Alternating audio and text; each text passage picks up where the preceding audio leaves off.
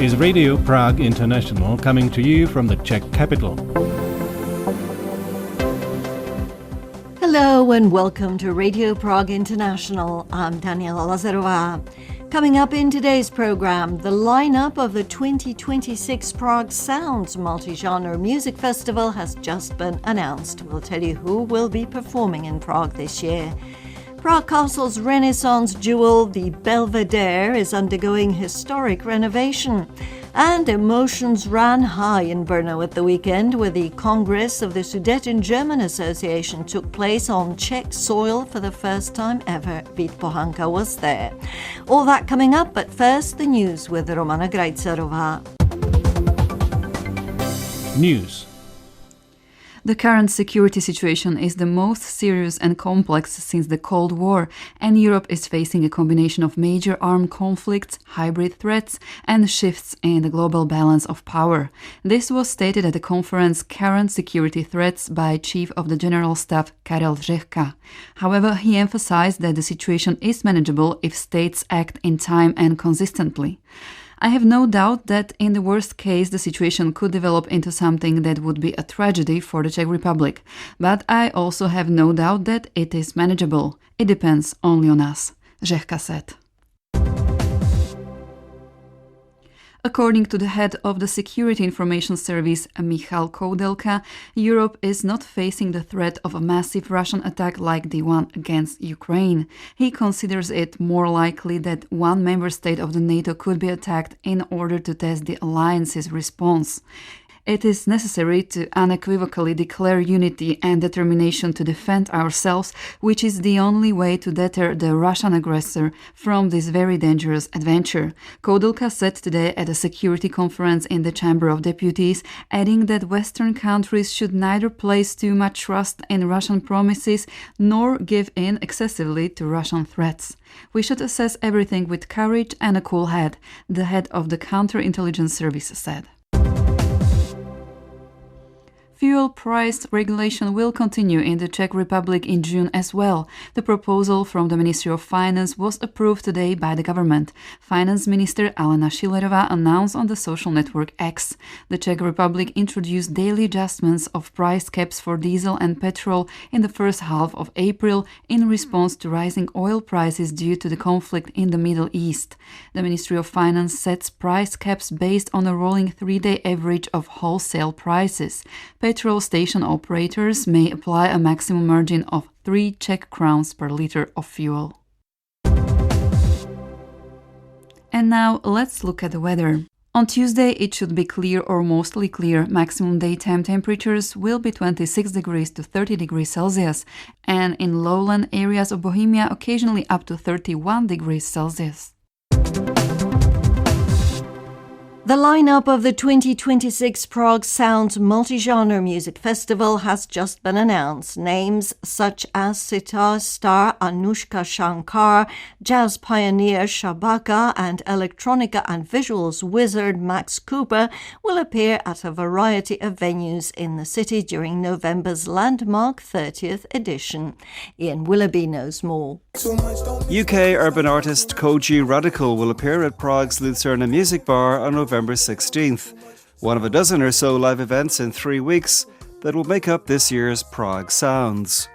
Festival programmer Guy Borg explains the choice of Koji Radical, who isn't well known here in Czechia. I've been following his work for quite a long time, and I think that his rise is unsurprising. I think that he's from the very first time I heard, I think it was his EP called Kashmir Tears in about 2019.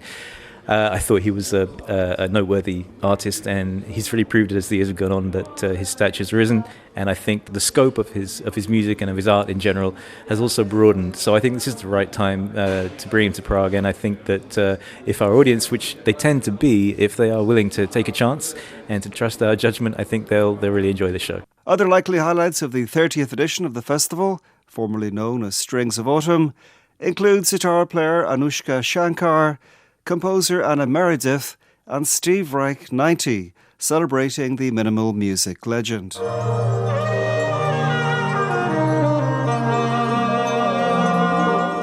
UK artist Shabaka will be appearing as part of an evening called Choice, overseen by Andrei Pivets.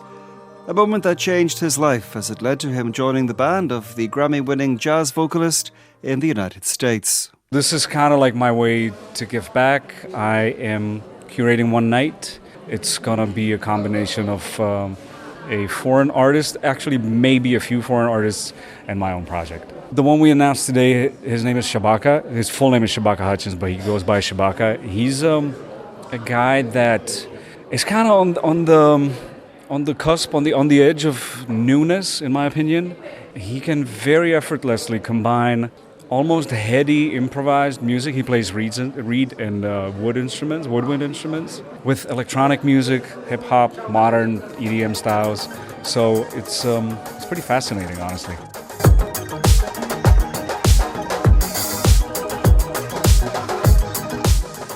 The sound of Max Cooper, a cutting-edge electronica artist who's performed at venues including London's Royal Albert Hall and the Acropolis in Athens.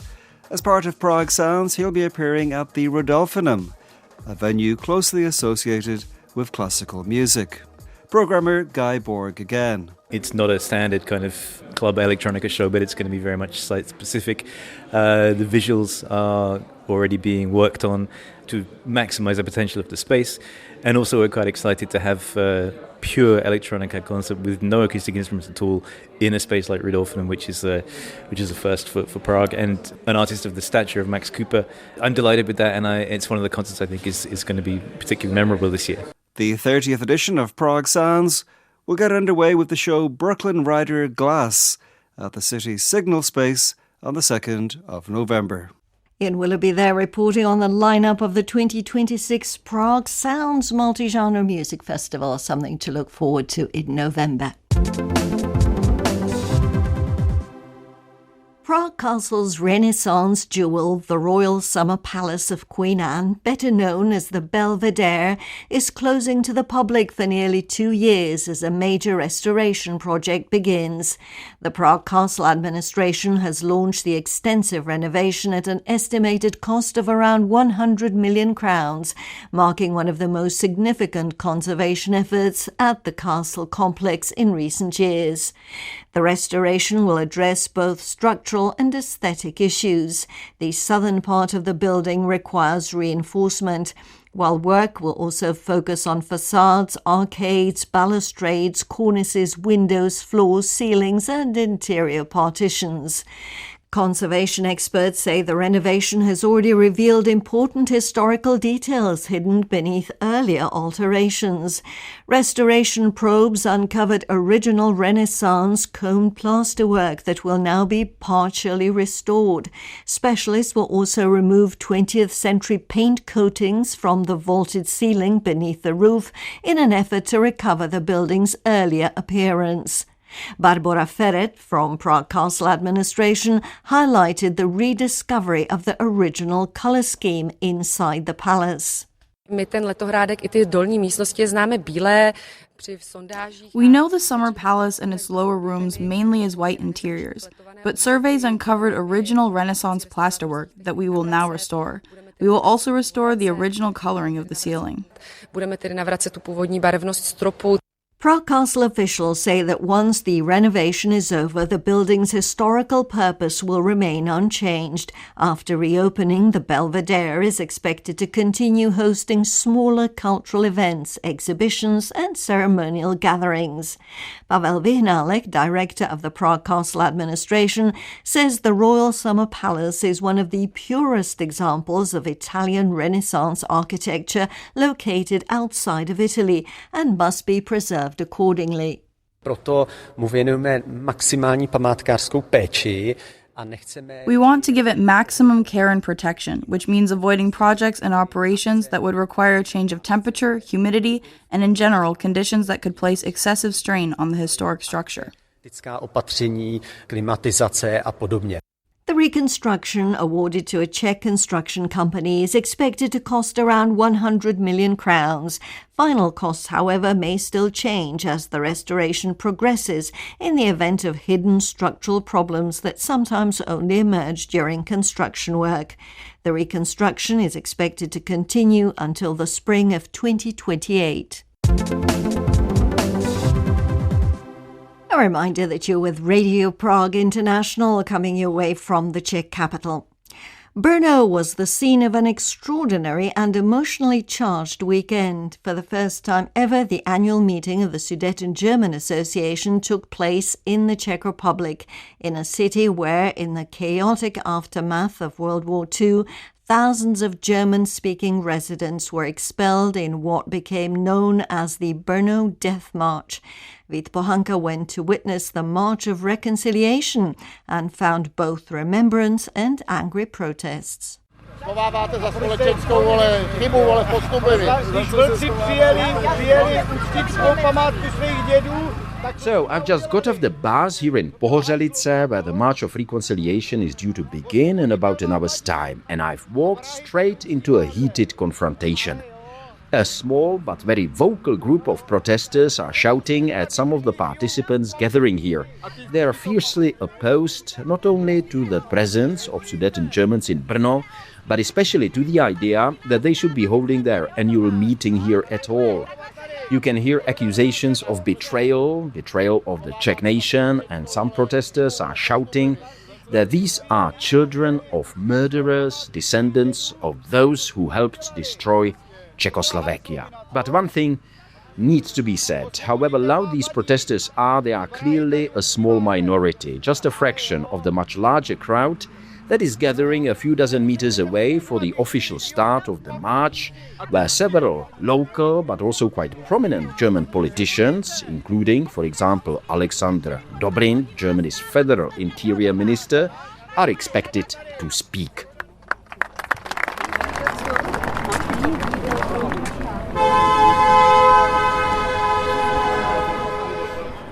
Now, with the speeches over, the March of Reconciliation gets underway. The full route from Pohořelice to Brno is about 32 kilometers, and not everyone, including yours truly, will be walking every single step of it.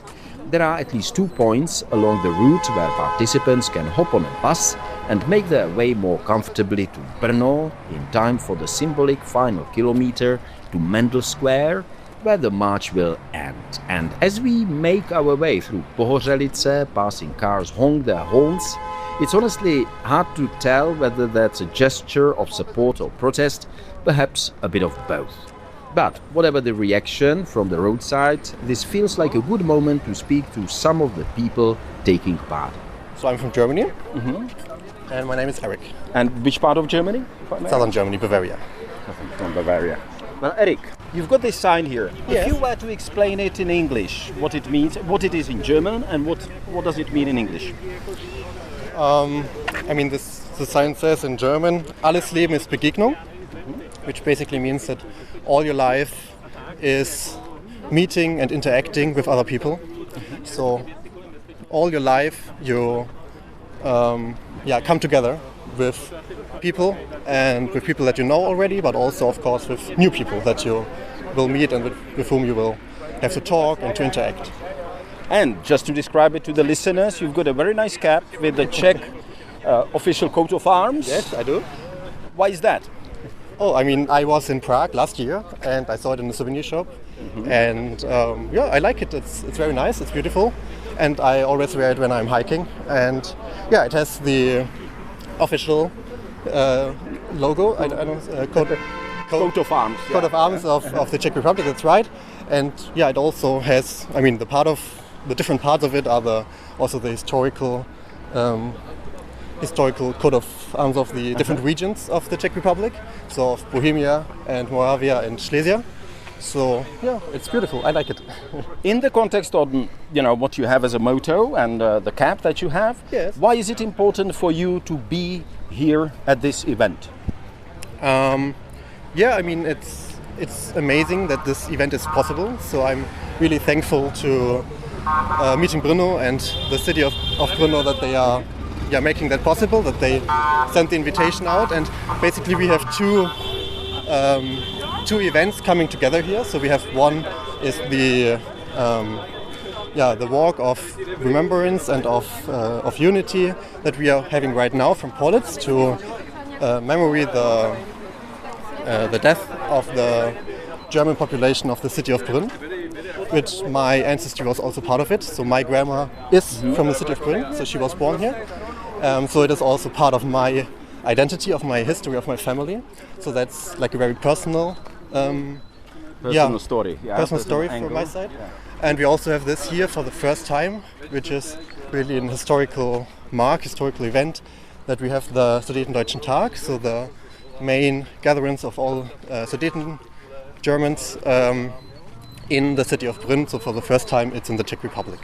And we really are thankful for that invitation from the Czech side. Joachim Stingel. Stingel. Right. And what do you do?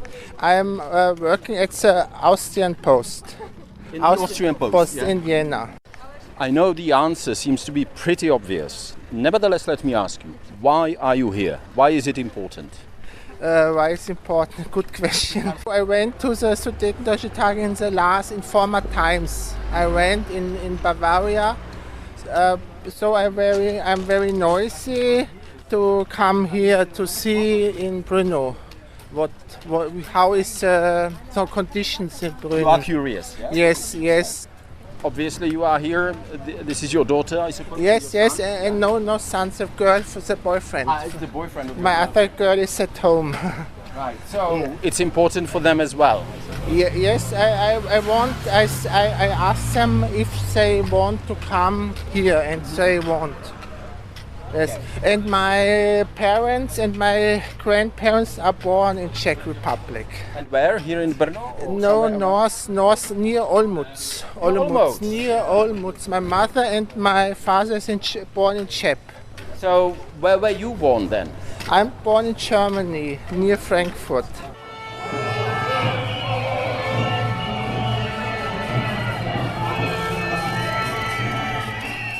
So after speaking to some of the participants along the route, I made my own way to Brno and joined the symbolic final kilometer of the March of Reconciliation. And here, near Mendel Square, we are met by another very noisy protest. You can hear the chants of Hanba, Hanba, shame, shame, directed at the arriving participants. This is clearly the hardcore of those opposed to the entire event, but once again, however loud the protesters are, they are still significantly outnumbered by the participants.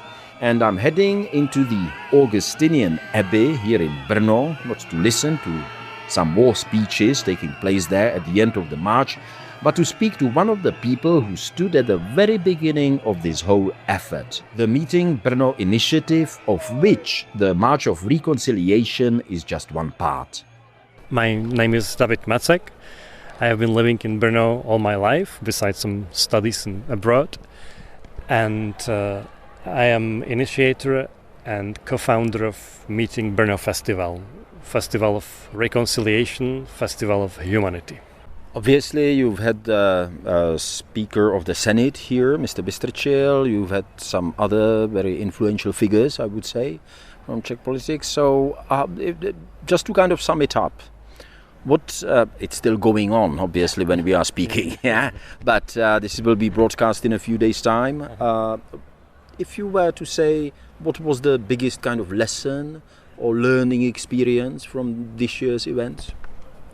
Yeah, we have also Nick Winton, son of Sir Nicholas Winton, who saved 669 Jewish children from Prague in 1939. And we had also, it was really a gift for me this morning. It wasn't planned, but at the end of the day, at the beginning of the day, I took 2 survivals from that train of Sir Winton, Milena and Eva, in my car to the mass grave in Pohořelice, and it was really something exceptional, because these ladies, they are 91, 97 years old. They are full of life, full of jokes, and this is something special. We are in 2026, and you can touch, embrace, accompany ladies who were 3 and 9 years old in 1939, and they had to leave to absolutely unknown country, Great Britain. You know, I've been walking today and trying to speak to some of the people who were protesting against the Landsmannschaft having the congress or the big meeting here. What are your feelings when you hear them chanting, and calling you traitors, that you betrayed the country and the nation? What goes through your head? First of all, that it's for me a sign of freedom. They can be here, they can be against, they can express themselves. So in this sense, they are welcome. And what is important for me, even if they are against, they are here, and they see the atmosphere. They see faces of people, of our guests from Germany, and this is also some kind of encounter. At least they are confronted with reality in this way. I don't want to keep you any longer, but there is one thing that I cannot omit. You told me that the present Pope of the Catholic Church, the American Leo, has visited this place where we are sitting now. So where are we sitting now? And how come the present Pope was here a number of times, I hear? Yeah, this is a really famous place. It's guardian of the Augustinian Abbey in Brno. And the abbot of this abbey was Gregor Johann Mendel, the founder of modern genetics. This is for me also something really extraordinary, this connection between faith and science, in one place, in one garden. And because it's until now the Augustinian Abbey, the Robert Prevost, Pope now, Leo XIV, was the highest representative of the Augustinian order in the world. So from this title, he had to visit personally again and again every community of Augustinians in the world. And that's why he came, I don't know, at least 5 times to Brno. He walked here in this garden, he tasted the beer from this brewery. And yes, we are very happy and we are looking forward to welcome him here again. Just one last question. What is the future for meeting Brno? Well, definitely we won't continue. Definitely we also, first thing I do, I'm going again to meeting Rimini to observe which are the personalities present there with really rich humanity. And it happens every year, if I'm attracted to someone in this sense, I do my best to contact this person and to invite her or him to Brno. So last year, as I told you, Bassam and Rami, but we had for the first time a Nobel Prize winner, Alexandra Matvichuk from Ukraine. This year, in 2 days, we will welcome the Nobel Prize winner from Russia, Boris Belenkin from a Memorial Institute. And I hope next year we will also bring to Brno again someone extraordinary. David Macek speaking there to Vít Pohanka, and you can find a longer version of this report as a special episode of Czechcast, our podcast in English about all things Czech on all major podcast platforms. Finally, a story about a Czech Italian who loves walking and walks for a good cause. Last winter, Nico Moro managed to walk from Třebíč all the way to the Olympics in Milan. He covered more than 920 kilometers on foot in 31 days and gained many fans and supporters. Less than 3 months later, he already has a new goal, Freiburg, Switzerland. Romana Grajcerová has more. Nico Moro is a 27-year-old with Czech-Italian roots who has managed to turn ordinary walking into an inspiring experience. He already has thousands of kilometers in his legs, and he keeps going. In Czechia, his passion for walking gained him a large fan base in January when Nico decided to set off on a pilgrimage from Třebíč to the Italian city of Milan, where he attended the opening of the Olympic Games. The journey, more than 920 kilometers long, took him 31 days to complete. After returning to Czechia, he auctioned his shoes for 50,000 crowns and donated the money to a boy named Damian, who suffers from cerebral palsy. Pokora, bolest a radost. Humility, pain, and joy. This is how Nico Moro described his journey to Italy after returning to Czechia. Nevertheless, it only took a few months before he set off on another journey. This one started on the 1st of May, and his destination is the Swiss city of Freiburg, where he hopes to arrive in time for the quarterfinals of the Ice Hockey World Championship. Although the first days of his trip involved mainly walking along asphalt roads and near highways, later stages of the pilgrimage will also take him through the Czech countryside, something the inspiring traveler is already looking forward to. V Česku by to měla být Šumava.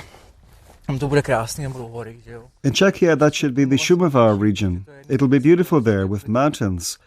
I'm really looking forward to Český Krumlov because it's one of the Czech cities I haven't visited yet.